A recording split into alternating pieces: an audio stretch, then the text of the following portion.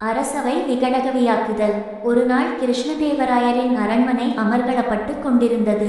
அறிஞர் பெருமக்களும் மற்றவர்களும் மண்டபத்தில் கூடியிருந்தனர்.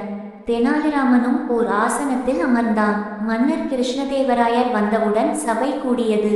வேறூரிலிருந்து வந்த தத்துவஞானியை பார்த்து விழாவை தொடங்கி வைத்து விவாத மன்றத்தை ஆரம்பிக்கச் சொன்னார்.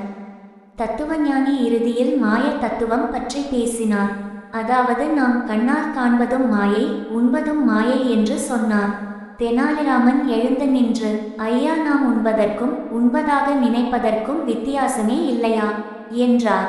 வித்தியாசம் இல்லை என்றார். அதை சோதிக்க தெனாலிராமன் அரசரிடம் விருந்துக்கு ஏற்பாடு செய்ய சொன்னார். விருந்து ஏற்பாடு ஆயிற்று. அனைவரும் பந்தியில் அமர்ந்து சாப்பிடத் தொடங்கினார்.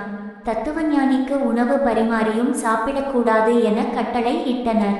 தத்துவஞானி தன் தவறை உணர்ந்தார். இதை பார்த்த அரசர் தெனாலிராமனின் திறமையை பாராட்டி பரிசளித்து அன்றிலிருந்து அவரை அரசவை விகடகவி ஆக்கினார்.